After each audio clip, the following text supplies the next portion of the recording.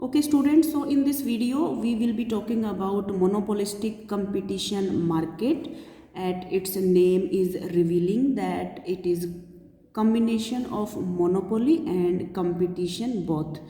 So it is having features of both type of market, monopolistic and competition both. If we talk about example of this type of market, so you are using deos, shampoos or soaps.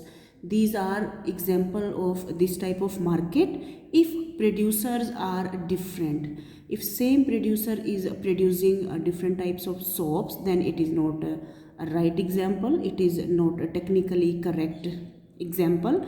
But if producer of every soap is different, then it is perfect example of this type of market. So in monopolistic competition market, these are features which are found in such type of market. First is large number of buyers and sellers.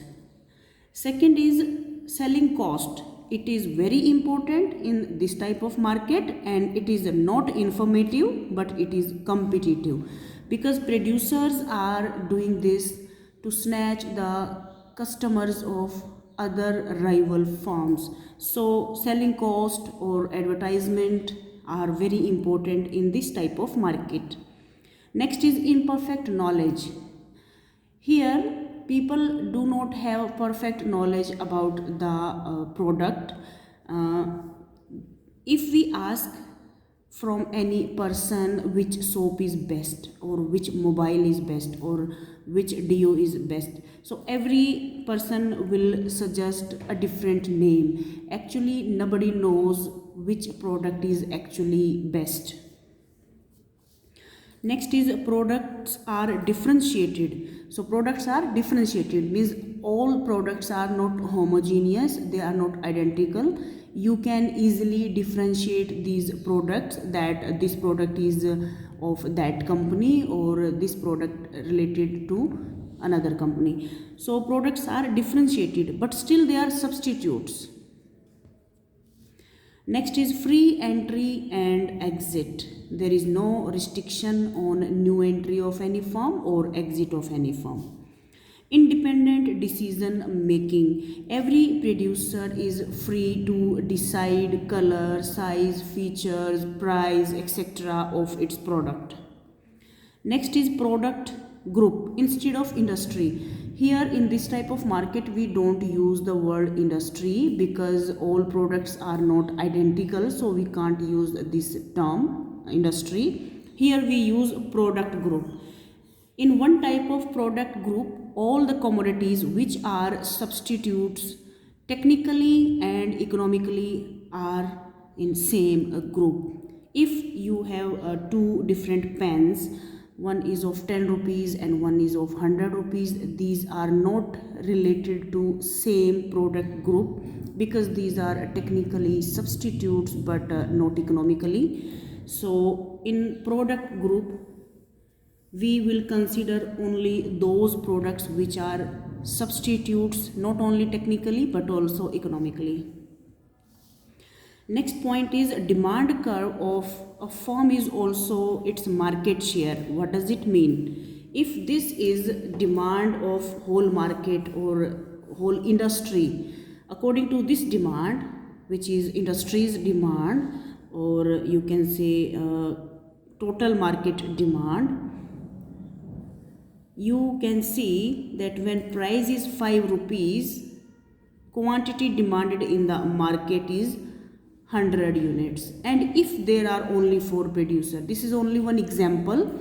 Otherwise in case of monopolistic competition there are large number of sellers, but for simplicity I am taking this simple example. Suppose only 4 producers are there, so only 4 producers are here in this example.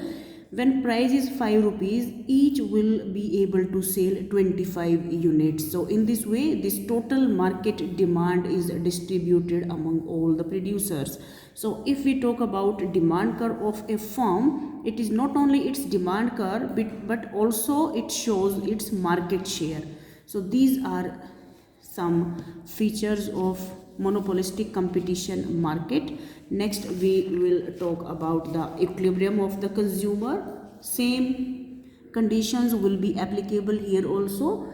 First order condition was marginal cost should be equal to marginal revenue, and second order condition is slope of marginal cost should be greater than slope of marginal revenue, or you can say it like this: marginal cost will cut marginal revenue from below.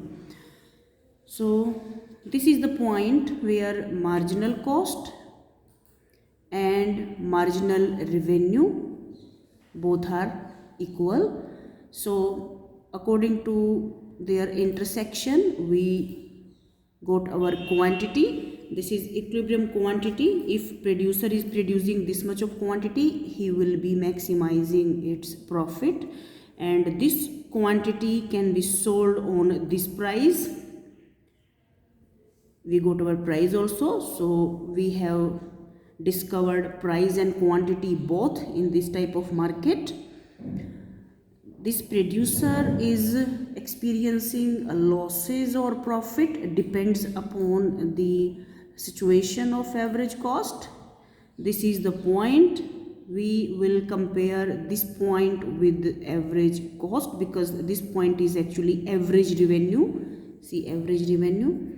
This point is average revenue on equilibrium quantity. So we will be comparing this point with the average cost. If average cost is more than average revenue point, you will be having losses. If your average cost is below your average revenue curve, you will get profits, which are called positive profits or supernormal profits in economics. This situation is also possible when your average cost is just equal to your average revenue, so there is no profit, but in language of economics we are getting normal profits here. Why we say normal profits? When we are saying only normal profits are occurring, it means all the factors of production are getting enough so that they can continue in the present use. In this way, land, labor, capital and entrepreneur, all these factors are getting their share, so entrepreneur is also getting some profit over here. So that is why we don't use the word zero profit, but normal profit. So these three situations are possible in short run. But what will happen in long run? In long run, only normal profits will be happening. In long run, only normal profits will be happening. And why it is so? If losses are there, some firms will leave the market, and same market, total market demand will be distributed among lesser number of producers now, and their loss will disappear. If profit is happening in such market, some new firm will enter. Suppose if earlier 4 firms were producing, now 5th firm has entered, so same market demand will be shared by 5 producers instead of 4 producers, so their profit will disappear. And this situation is always happens in long run in case of monopolistic competition market. Main feature which makes it very different from other markets is its selling cost, which is very important in this case, and we use the term product group.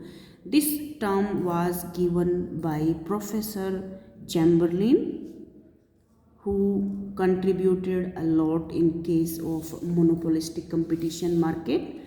Here for the first time I am giving example of this type of market, and I have given example of deos or perfumes or soaps. Earlier, in case of perfect competition market, I didn't give you any example, though you can assume wheat produced by farmer as example, which is close enough but not technically correct or perfect example. In case of monopoly market, again there is no perfect example in real world because there is one act so that monopoly should not prevail in the market. Whenever monopoly prevails, there is always exploitation of consumer. So there was one act, MRPT Act, which is monopolistic restricted trade practices, and now it is called Competition Act, I mean CA. So that is why there is no monopoly in real market. In some books you will find example of railway, but again that is not the correct example for monopoly market which we actually studies in our books, because here we assume that producer is having only one goal, and that is profit maximization. So we talk about profit maximizing monopoly, and railway is not profit maximizing monopoly, that is under control of government.